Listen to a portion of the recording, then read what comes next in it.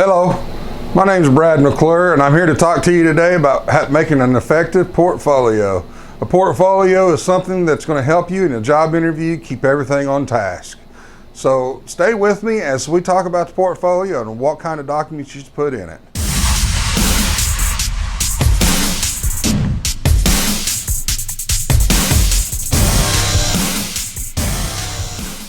Okay, but what makes a good portfolio? Does it have to be fancy? Just kind of depends on the job that you're going after.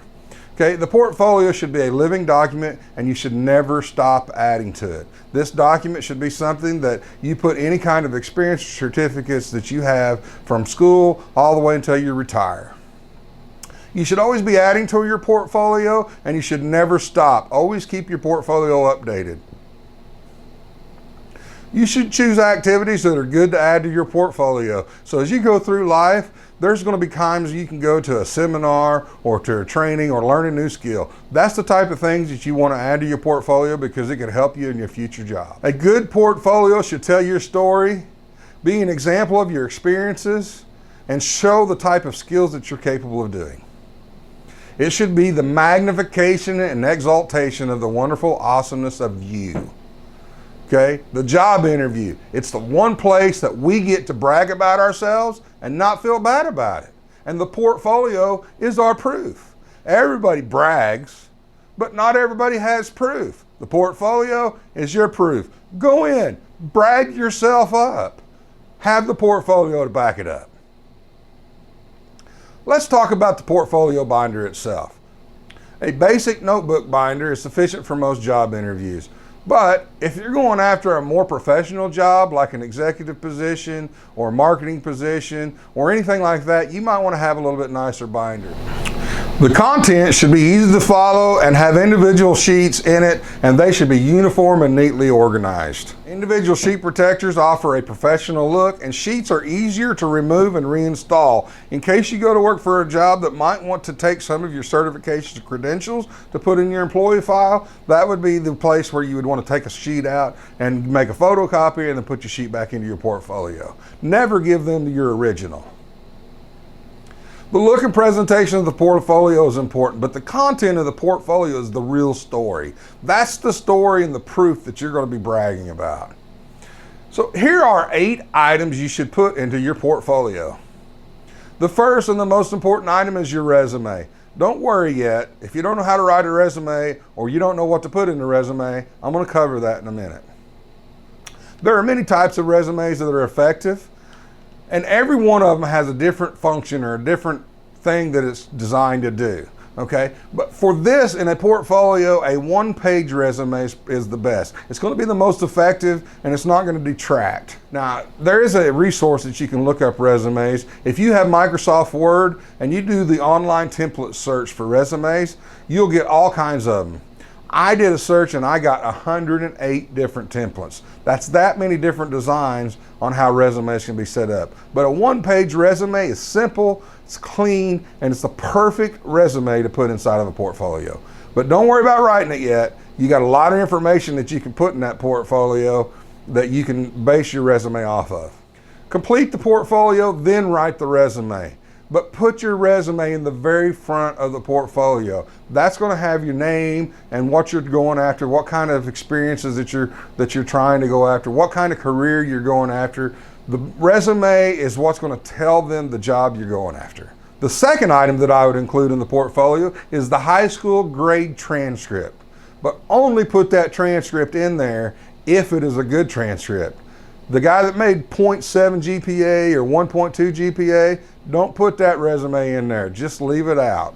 Okay, but if you have a good GPA, put that high school transcript in that portfolio. You want to brag about getting good grades. If you got a 4.0 or a 3.5 or 3.0 GPA, that's good resume. Okay, put that in there if you feel like it. You don't have to, but that's something good to put in it. Now, the third type of document to include are copies of degrees, diplomas, or training courses. These can include the GED or high school diploma. It can include your college degrees. It can include your college transcripts.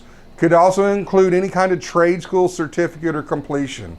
These are the type of documents you want to put in next.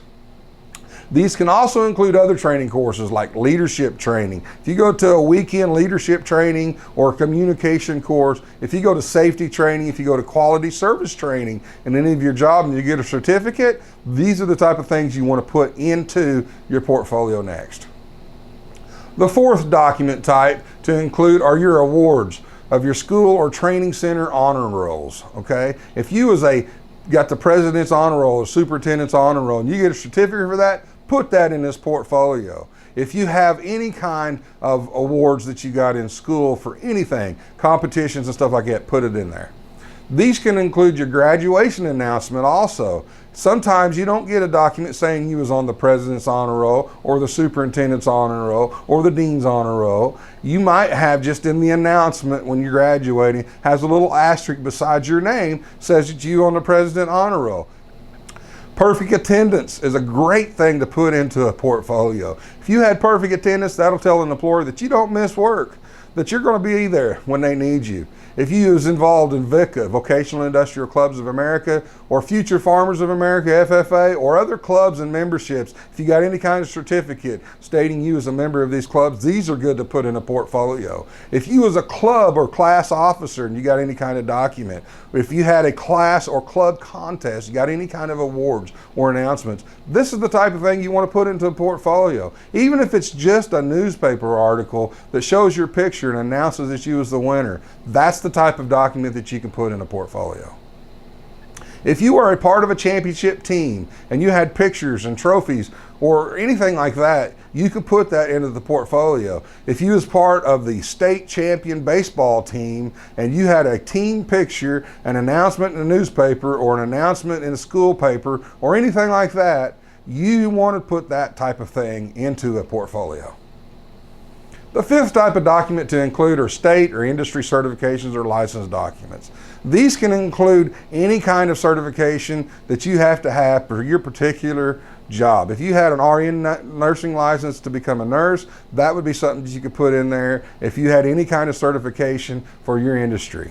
Okay. If you had, for a technician, automotive technician, if you had ASE's certification, you want to put them in there. If you had refrigerant handlers permit, if you had a refrigerant handler certificate or state license for that, you want to put that in your portfolio. If you work in the state of Michigan or do any kind of automotive work in Michigan, you have to have a Michigan mechanic's license. This would be a perfect place to put that into your portfolio. If you have a forklift license in the state of Oklahoma, you're supposed to have a forklift license to drive a forklift at a job. So that's something you could put in your portfolio. So if you have a passenger's transportation license, this is the perfect thing to put into the portfolio.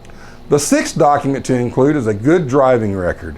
You'd be surprised at how many people goes to a job interview where they have to drive. A Ford technician has to drive the vehicles and they have to put insurance on you. And you have to have a good driving record. Believe it or not, I've known people to go into a job interview that had a horrible driving record and may not even have a driver's license at all. What were they thinking? You got to have a good driving record. And if you have a good driving record and you put that in your portfolio, if that's something important to the employer, that's one less stressful thing he has to think about coming back to bite him if he tries to hire you. The seventh document to include in a portfolio is any community service and honor documents, and these can include newspaper or social media pictures of recognition. If you go speak at the Rotary Club, or if you go to the tribal affiliate and you are sitting on part of the board, the local board or whatever, if you have a club or anything like that within a community, and you get any kind of newspaper or social media pictures that indicate that your contribution was there, you can put those in the portfolio. These can be for service participation, contribution, or even donations. If you donated something that helped Habitat for Humanity and they gave you a recognition in a letter or a note or newspaper or something like that, then you want to put that in a portfolio. The eighth document to include are crossover skills. You never know what kind of skills you're going to need in any particular job. I didn't know that as an automotive technician that if knowing about how to work on computers and do computer stuff was going to be very important. but I actually became the IT guy for our service department to work on our IDS systems and computer systems. These are the systems that communicated between the laptop and the car so that we could diagnose it. And I had my own IDS, and I had worked on those and learned the skills on how to make that work and how to use that. And all of a sudden, that was a skill that our shop needed, and I actually got paid a little extra money every month just for taking care of those small tasks. These also can include computer skills. Anything that you can do with a computer. If you became some sort of network genius, or you were able to figure out how to get laptops to work or computers to work or set them up, that's something that you might want to put in your portfolio. If you know how to use different softwares like Excel, PowerPoint, Adobe, if you know how to market, do any kind of marketing, if you know how to do any creating and editing of video or social media, these are skills that are needed today in almost every industry, but they may not have anybody that can do that. And that might be the exact skills that edge everybody else out, because you may be equal to other candidates, but because of these extra skills, you'll get the job. That is the 8 kinds of documents that I recommend putting into a portfolio, but you can put in as many or as little as you decide. These are just some ideas. I've used these ideas to help students for the last 6 years build portfolios. Some students took it serious, some did not. Some of those that didn't take it serious and just kind of threw something together because it was an assignment that I gave out have called me 2 or 3 years afterwards and begging me to help them build the portfolio because they all of a sudden needed it. I'm telling you right now that you can direct an interview by bragging on yourself and having proof to back up what you can do. A portfolio can be something that you can have for now on. The portfolio should be a living document. Never stop adding to it. Use this as an indication to be able to do the type of things that can add skills and add documents to your portfolio. If you can choose to go to a weekend seminar to learn how to manage business or learn how to communicate or learn how to lead and get a certificate out of it, and they are fun to go to, I'm telling you, to get around other people and have fun learning stuff like that and then get a certificate out of it, that's things that you should be choosing to put into your portfolio. Those activities can guide your life. As you learn new skills, attend new training, or gain new experience, keep adding to your portfolio. You never know. If you know how to use video equipment or cameras and it's just a hobby for you, put that in your portfolio that you've got some experience doing this. If you know how to edit video or edit software or anything like that, put it in your portfolio. You never know when you will need it. You will never know where it may lead you. Portfolio is something that is very important in your career. Most people don't have a portfolio, and if you walk in with one, that speaks volumes. This is just an example of the portfolio that I've been using, and I've been using this portfolio since 1996. Now, I have documents in there that go all the way back to 1986, so don't be afraid to put them in there. You also might want to put letters of recommendation in your portfolio. But I wanted to give you a good example of what a portfolio is and what it looks like. Thank you. Thank you for your time and have a great day. I appreciate you spending your time with me, and I hope this benefits you and that you are able to find that job that you're wanting.